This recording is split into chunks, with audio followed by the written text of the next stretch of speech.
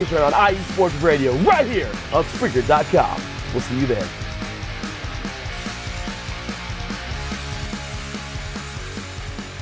Being good at life means getting your finances together so you can focus on the moments that matter most. With over 170 years of expertise, New York Life Insurance Company provides you with benefits you can enjoy while you're, well, living. So give me, Doug Stewart, your local New York Life agent, a call. I can help you build a solid financial future to help you and your family be good at life. You can reach me at 678-770-8073 or look for me at NewYorkLife.com. Do you want your next Atlanta event to be memorable? If so, have Drink in Color at your next function. Drink in Color is sophisticated bartending that creates signature cocktails for your special occasion. Wow your family, friends, and business associates next time with Drink in Color. You can contact the owner, Kiki Lewis, at 678-813-7102. That's 678-813-7102. You can also email her at drinkincolor@gmail.com and follow on Instagram at drinkincolor. And tell her you were referred by the Wait a Minute Show. Drink in Color, cocktail catering. Let the cocktail sparkle at your next event.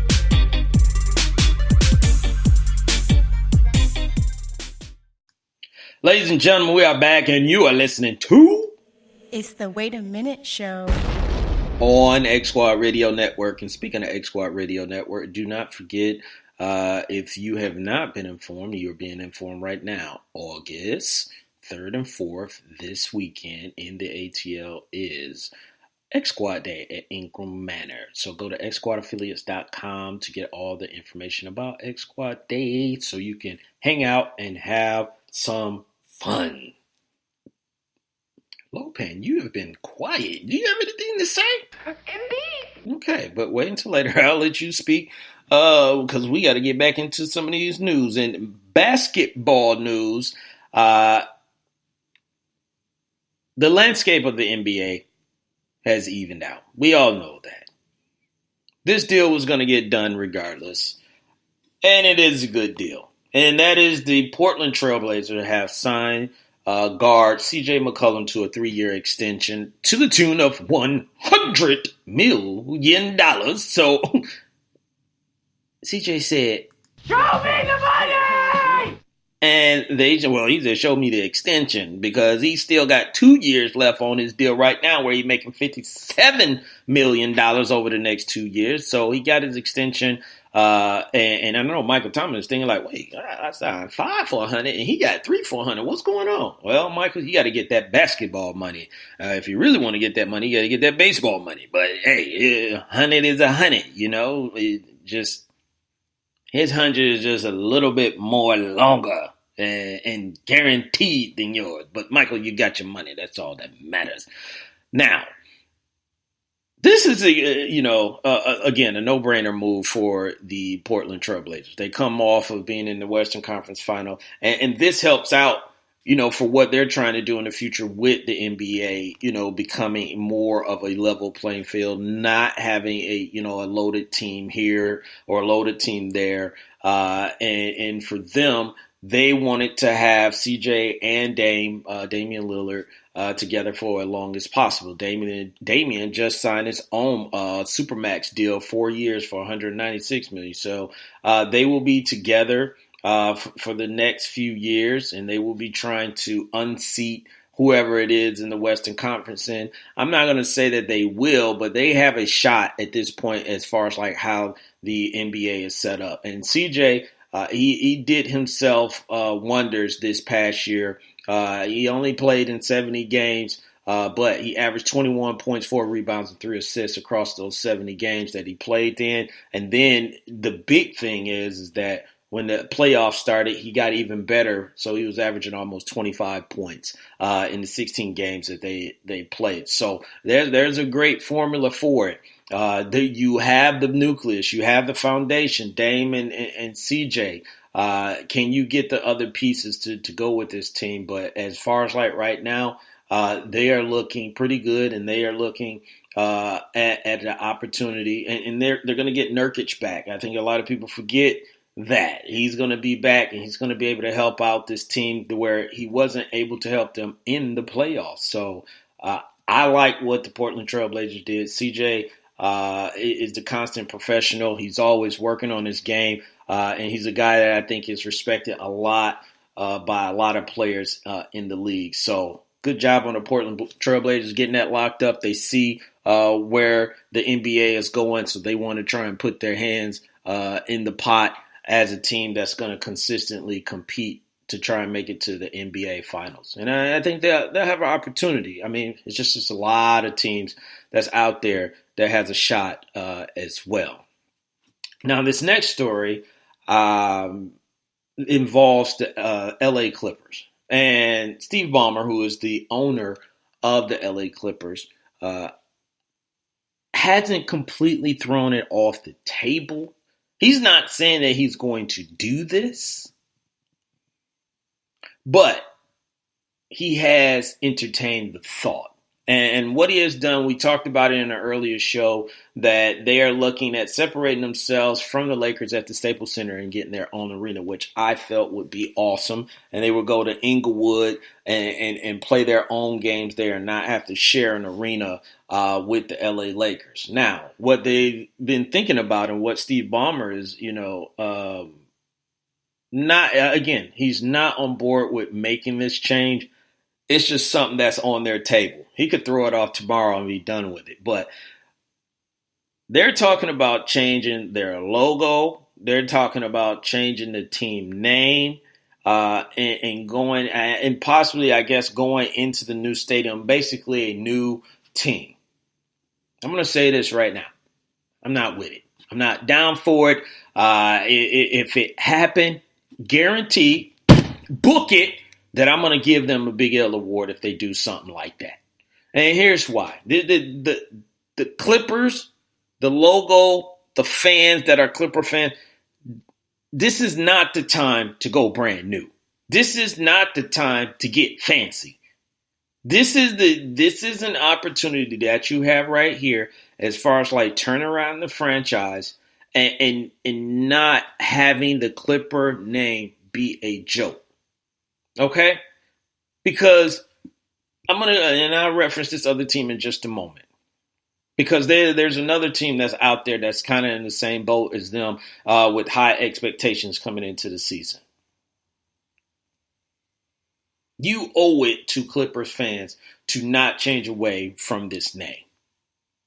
You owe it to whatever a Clipper is. I have no idea what it is. But you owe it to, at some point, instead of just looking at this as being a laughing stock or a joke of, or whatever, when you mention the Clippers, everyone says, oh, that's the baby brother or whatever of the Lakers.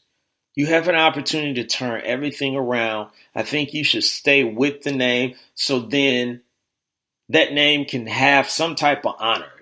Just like, oh, now you brand new, now you good, now you want to get rid of me. So if I'm the Clippers, if I could talk to Steve Ballmer, if I had one thing, just rip it up, say this is the stupidest thing I've heard, throw it across the table and be like, we're not going to bring that up. You owe it to the Clippers to bring them up and make them a prestigious franchise or just a franchise to be taken serious for the next years that Kawhi and Paul George is going to be there. You owe it to the name. And I talked about the another team, the Cleveland Browns. I mean, they have went through their struggles and everything. A long time ago, they had success with Jim Brown, but now, they went through all these, winless seasons, one-win seasons, and all that stuff. And remember, their team got removed from them.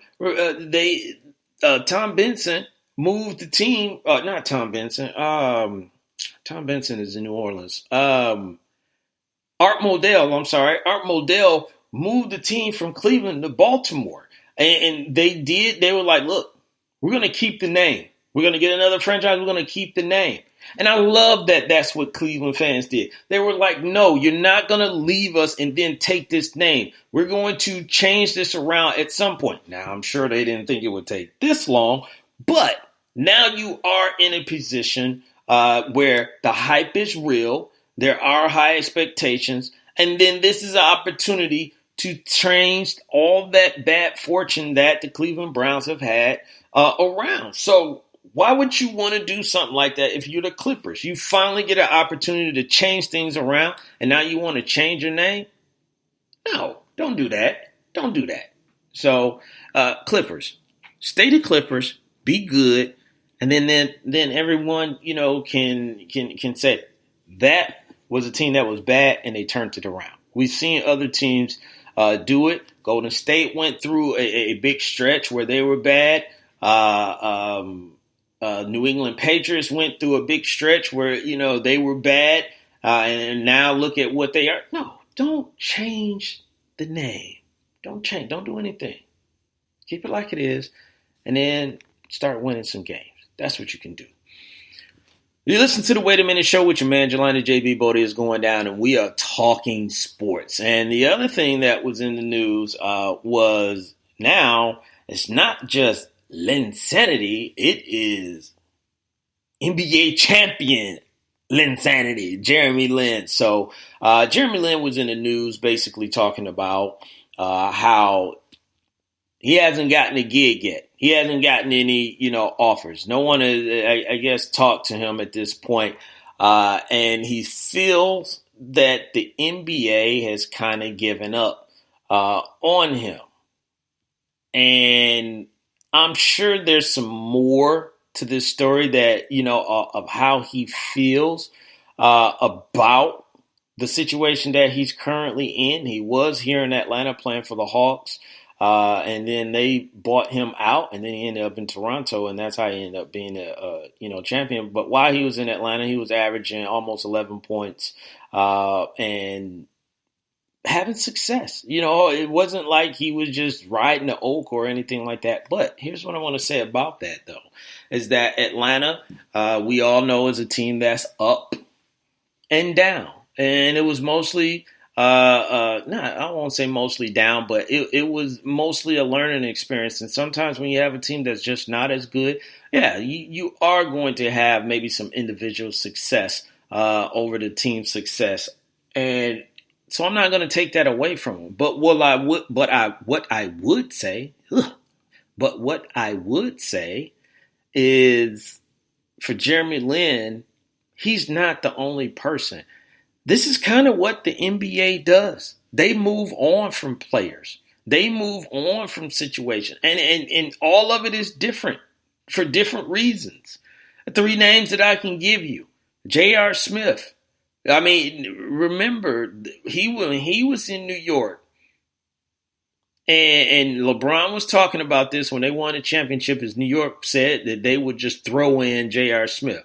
So New York had given up on J.R. Smith, and I think a bunch of other teams, had given up, on J.R. Smith. They had just moved on from him for whatever reason. I'm not going to get into what reasons they had, but a lot of teams had moved on from J.R. He goes to Cleveland, and they win a championship, and he was able to help them out. That's great.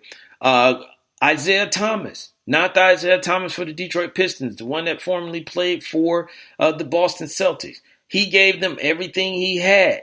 He got injured. Now he gets traded. He was talking about backing up the Brinks truck. That didn't happen because of the injury. Then he didn't get any interest from a lot of teams. He ends up in Denver. And so the NBA has moved on, and it sucks. I'm not telling Jeremy Lin to, take it and just deal with it or anything like that. But I'm just saying this is what they do. There are guys that they move on from. And if they think you're done, if they think they don't have, if they don't think you have anything else to offer, this is unfortunately what they do. Even someone that had success or was having success back in the day, Craig Hodges. I don't know how many people remember him playing for the Chicago Bulls. Now, all of these are different situations, but Craig Hodges, he was one of the leading three-point shooters, lethal three-point shooters on a championship NBA team for the Chicago Bulls. he makes some comments as far as like how he feels.